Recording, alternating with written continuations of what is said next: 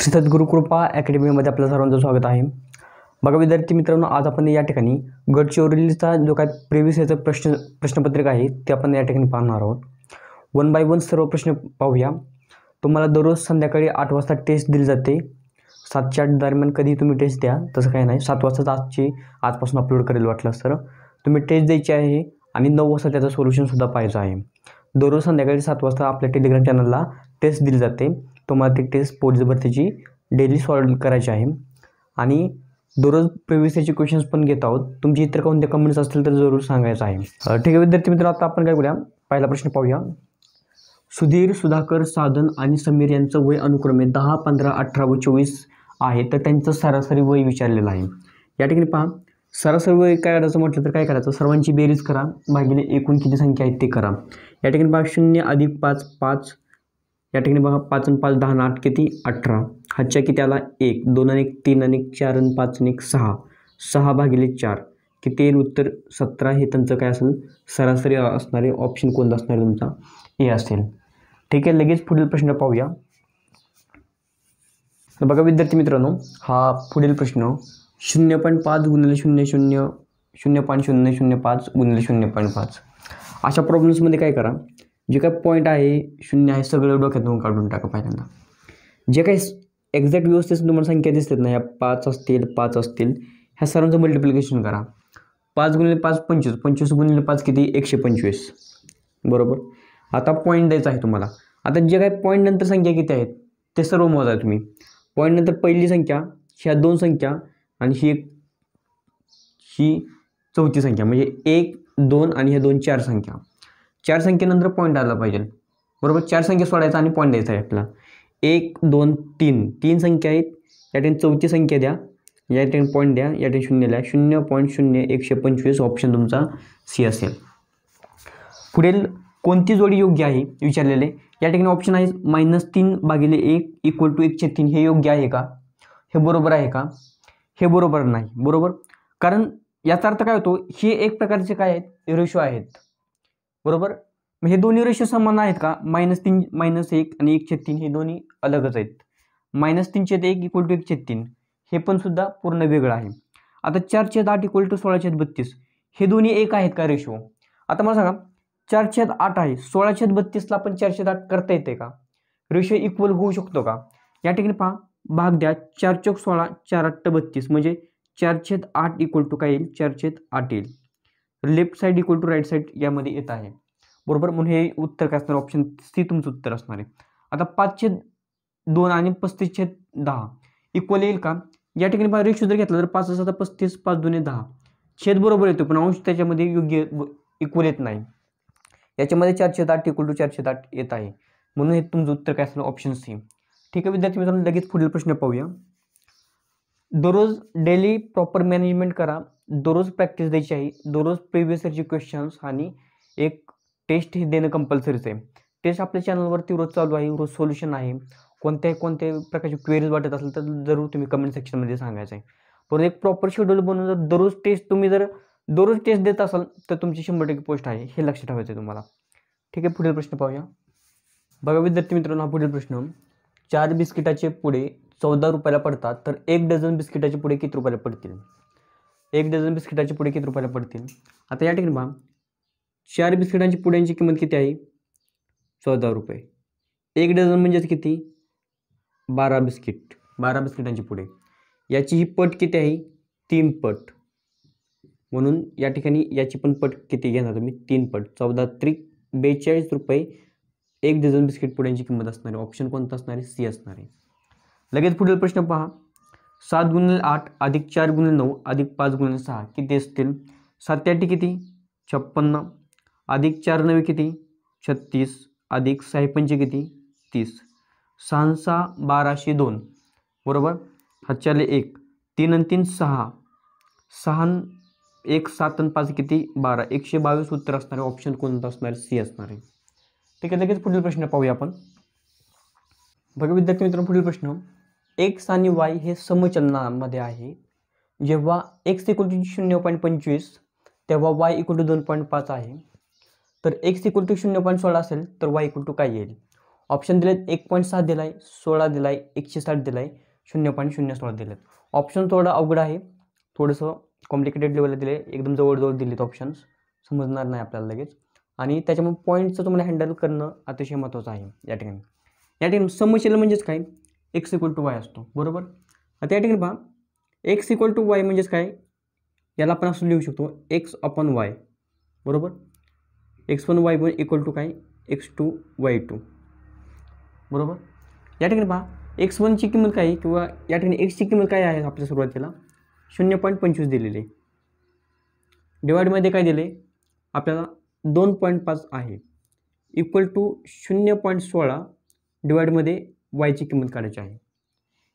या दोन्ही ठिकाणी पहा, आपण काय करूया डायरेक्टली y इक्वल टू काय येईल पहा. या ठिकाणी y इक्वल टू 0.16 गुणिले 2.5 डिवाइडमध्ये 0.25. यामध्ये पहा पॉईंट नंतर दोन संख्या आणि छेदामध्ये पण पॉईंट नंतर दोन संख्या, पॉईंट कॅन्सल होईल, कारण अंशामध्ये आणि छेदामध्ये सेम संख्येनंतर पॉईंट आहे.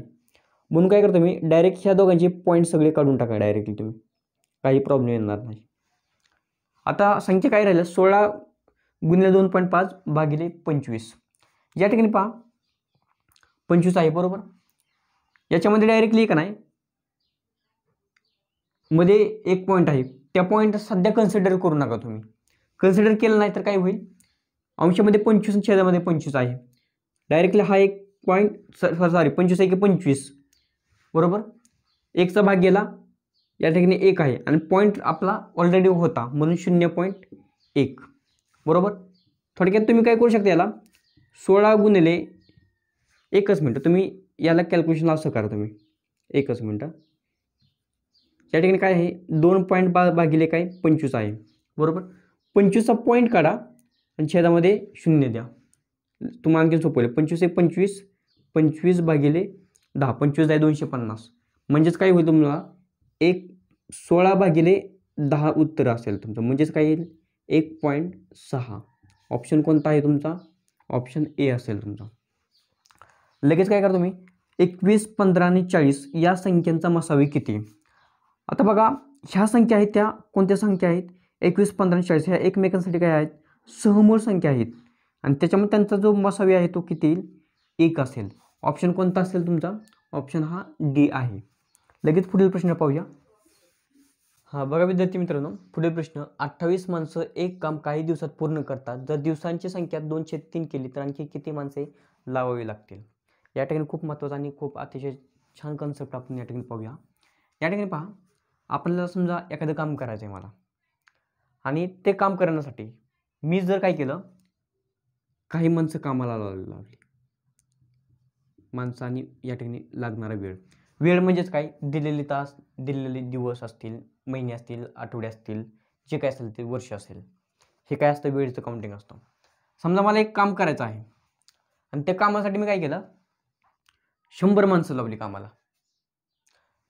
समजा काय केलं मी, 100 माणसं लावली किंवा 100 माणसं लावली मी कामाला, माणसांची संख्या वाढवली. म्हणजे अगोदर समजा 50 माणसं काम करत होती, मी काय केलं, एक काम करण्यासाठी पहिली माणसं माझ्याकडे काम करण्यासाठी 50 माणसं होती, मी त्यांची संख्या 100 केली, म्हणजे माणसं वाढवली.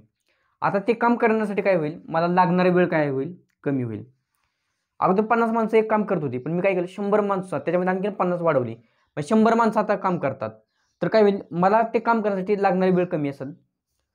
परत मी काय केलं, 50 माणसं पहिली काम करत होती ना, आता काय केलं, आणखीन बरीच माणसं कमी केली, म्हणजे 25 माणसं ठेवली, म्हणजे माणसांची संख्या कमी केली.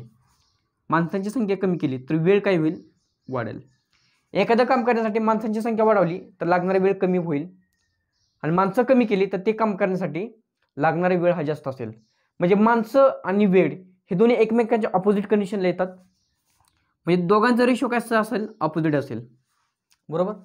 या ठिकाणी पहा, एक्झाम्पलमध्ये काय दिले तुम्हाला, या ठिकाणी वेळेचा रेशो दिलेला आहे तुम्हाला, वेळ, आणि त्याच्यावरून कशाचा रेशो घ्यायचा आहे, माणसांचा रेशो घ्यायचा आहे. वेळेचा रेशो किती दिले तुम्हाला, 2/3 म्हणजेच काय, 2/3 म्हणजेच काय, अगोदर 3 होता, नंतर किती केली, 2 संख्या केली. आता वेळ आणि माणसं ऑपोजिट रेशो असतो, या ठिकाणी काय करा 2 घ्या, या ठिकाणी काय येईल 3 येईल. अगोदर माणसं किती होती याच्यामध्ये 28 होती. याची पट किती आहे 14 पट. याची पण काय घ्या तुम्ही 14 पट. 14 तरी किती 42. अगोदर 28 माणसं असतील तर नंतर माणसं किती लागतील तुम्हाला 42 लागतील. आता पुढील प्रश्न पहा. ताशी 48 किलोमीटर वेगाने जाणारी गाडी 72 किलोमीटर अंतर किती वेळा जाऊ शकते? 1 तास, 1.5 तास, 2 तास, अर्धा तास.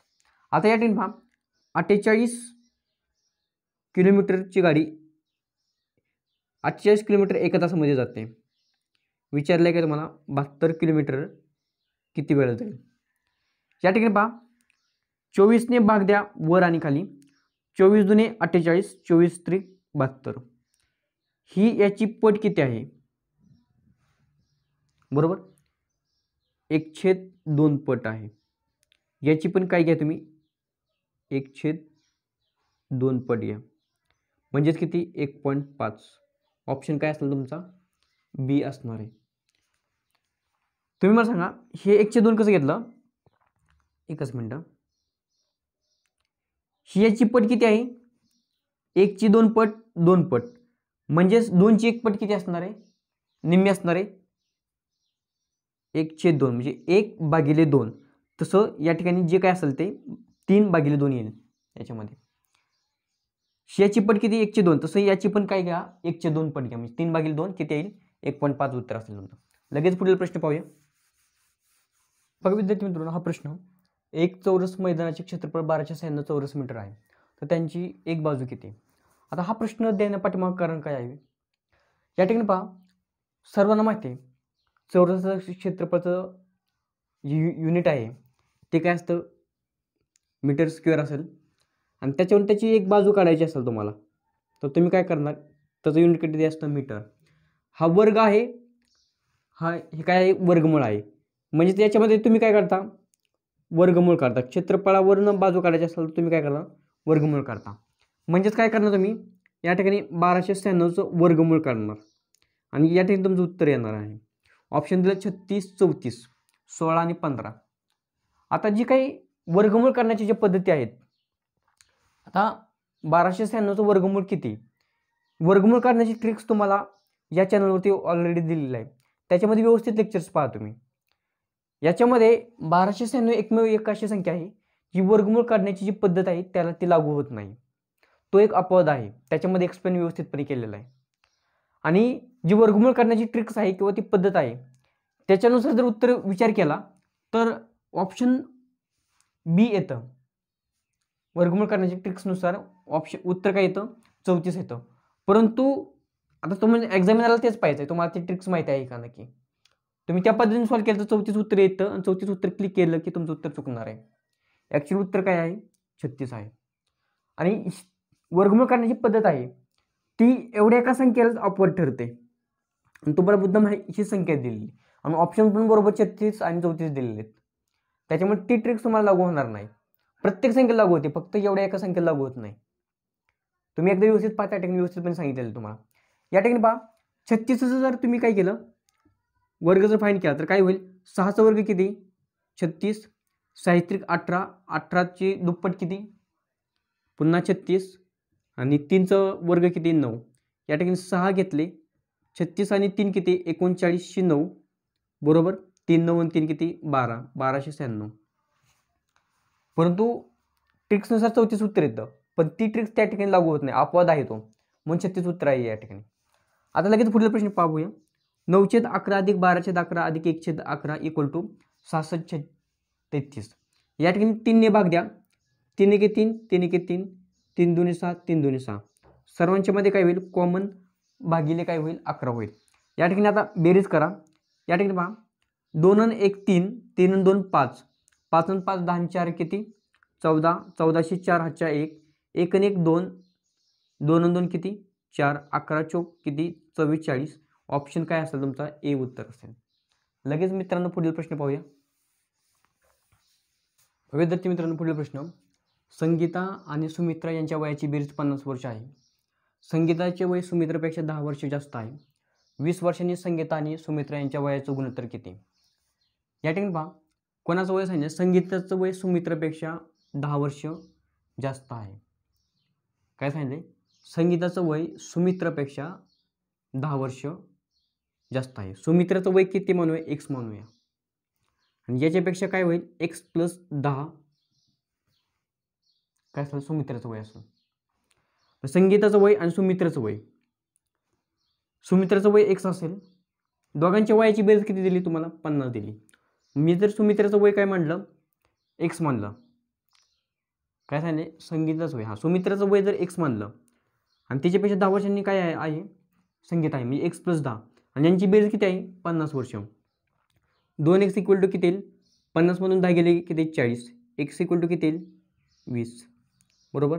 आता या ठिकाणी पहा, सुमित्रा, या ठिकाणी कोण आहे? संगीता. आपण कोणाचं वय मांडलेलं आहे? सुमित्राचं वय किती मांडले? एक्स मांडले. एक्स म्हणजे 20. हे किती? संगीताचं वय किती असेल? 30. आता आणखीन 20 वर्षांनी काय होईल? 20 वर्षांनी काय होईल? आणखीन 20 वर्ष हिचे वाढतील आणि हिचे पण 20 वर्ष वाढतील. हिचे 20 वर्षांनी किती होईल? वय 50 आणि याचं किती? 40. उत्तर किती असेल? 4/5, म्हणजेच किती? 4/5. रेशो किती असेल? 4/5, म्हणजेच किती? 4/5. ठीक आहे. लगेच पुढील प्रश्न पाहूया. विद्यार्थी मित्रांनो, पुढील प्रश्न, एका त्रिकोणातील कोणाची मापे 3/4/5 आहे, तर सर्वात लहान कोण किती अंशाचा असेल? या टाईपचा प्रश्न बघा, पाठीमागे पिंपरी चिंचवड का कोणत्या एकाला पण सेम ॲज इट इज प्रश्न विचारलेला आहे. त्याच्यामध्ये सर्वात मोठं कोण विचारलेलं आहे आणि रेशो मोठा हाच असेल मोठे, किंवा रेशो वेगळा असेल मे बी. बघा या ठिकाणी त्रिकोणाच्या तिन्ही कोणांच्या मापांची बेरीज किती असते? 180 डिग्री. बरोबर. तिन्ही कोणांच्या मापांची बेरीज 180 डिग्री असते. तिन्ही कोणांच्या मापांचा रेशो दिलेला आहे. जर बेरीज माहिती असेल तर रेशोची काय करा तुम्ही? बेरीज माहिती. रेशोची कोणांची बेरीज माहिती असेल तर रेशोची काय करा तुम्ही? कोणांच्या रेशोची पण काय करा तुम्ही? बेरीज करा. 5 आणि 4 9, 9 आणि 3 12, म्हणजे 12 भागांची किंमत किती आहे? 180 असेल तर तुम्हाला काय करायचं? सर्वात लहान कोणता आहे? 3. तर 3 भागाची किंमत किती? या ठिकाणी पहा. या ठिकाणी डायरेक्टली तुम्ही काय करा? याची ही पट घ्या. किती पट आहे? 12 × 12 राहिले किती? 6. 12 पंचे 60, 15 पट आहे. याची पण काय घ्या तुम्ही? 15 पट घ्या. म्हणजे किती होईल? 15 त्रिक 45 डिग्री सर्वात लहान अंशाचा कोण असणार आहे? या ठिकाणी ऑप्शन कोणता असणार? तुमचा डी असेल. या ठिकाणी पहा, मागील प्रॉब्लेम एका पेपरमध्ये पण या टाईपचा सेम प्रॉब्लेम आलेला होता. त्याच्यामध्ये काय होतं? अशाच काही तर संख्या होत्या. यामध्ये पहा, अशामध्ये काय करायचं? सुरुवातीला काय करायचं? उजवीकडून सुरुवात करायची डावीकडे आणि एक एक रूट काढत जायचं. जे काही वर्गमूळाचं चिन्ह आहे ते काढत जायचं. या ठिकाणी पहा, वर्गमूळात 81 आहे, रूटमध्ये 81 आहे. बरोबर. तुम्ही काय करा? हा कशाचा वर्ग आहे? 9. हे वर्गमूळ निघलं. त्याच्यानंतर याच्यामध्ये काय आहे? 16 राहिले शिल्लक. बरोबर. 16 9 किती? एकच मिनिट आहे. या ठिकाणी असे 4 राहतील या ठिकाणी. आता 16 9 किती? 25. 25 कशाचा वर्ग आहे? 5चा. मग काय कराल तुम्ही? 16 9 25, म्हणजे या ठिकाणी 5 घेतलं, या ठिकाणी हे 4 घेतले. 5 आणि 4 किती? 9. अंडर रूटमध्ये आहे. 9 कशाचा वर्ग आहे? 3चा. ऑप्शन काय असेल तुमचा? सी असेल. ठीक आहे. शेवटचे 2 प्रश्न राहिलेत, आपण ते सुद्धा पाहूया. बघा विद्यार्थी मित्रांनो, शेवटचे 2 प्रश्न आहेत. आई आणि मुलीच्या वयाचे गुणोत्तर 8:2 आहे. दोघींच्या वयाची बेरीज 50 आहे, तर आईचं वय किती विचारले? बघा पाठीमागे जो क्वेश्चन होता त्याच्यामध्ये काय होतं? त्रिकोणाच्या तिन्ही कोणांच्या मापांची बेरीज दिली आणि रेशो दिलेला आहे. बेरीज दिली, रेशोचा बेरीज केले. सिमिलरली या ठिकाणी काय आहे? दोघींच्या वयांची बेरीज दिली आणि दोघींचा रेशो दिलेला आहे. प्रश्न सेमच आहे, फक्त एकामध्ये त्रिकोण आहे आणि एकामध्ये वय आहे. काय करा तुम्ही? याच्यामध्ये 8 आणि 2 किती? 10, म्हणजे 50 भागांची किंमत 10 भागांची किंमत किती आहे? 50. तुम्हाला कोणाचे वय काढायचं आहे? आईचं वय काढायचं आहे. बरोबर. आईचं वय कोणतं असणार?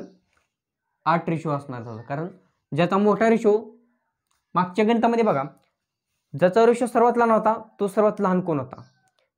ज्याचा रेशो सर्वात मोठा होता तो सर्वात मोठा कोण होता? तसं याच्यामध्ये ज्याचा रेशो सर्वात लहान असेल ती मुलगी असेल, ज्याचा रेशो मोठा असेल ती आई असणार आहे, कारण तेवढं वय जास्त येणार आहे या ठिकाणी. तर आईचं वय किती, तर 8 भागांची किंमत तुम्हाला काढायची आहे या ठिकाणी. या ठिकाणी पहा, या ठिकाणी ही किती आहे, 5 पट आहे. हे आपण काय घ्या तुम्ही या ठिकाणी 5 पट घ्या.